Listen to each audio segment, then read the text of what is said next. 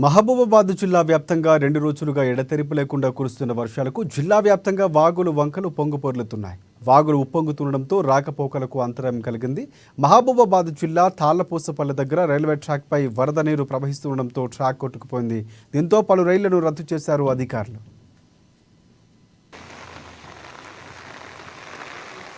గంబాలపల్లి ప్రజలారా, మైబాద్కు వచ్చేటోళ్ళు గమనించగలరు. జామాలపల్లి మున్నేరు వాగు పోయిన సంవత్సరం విధంగానే అదే విధంగా మెయిన్ రోడ్ నుంచి పడుతుంది. కింద రోడ్డు మొత్తం డ్యామేజ్ అయింది.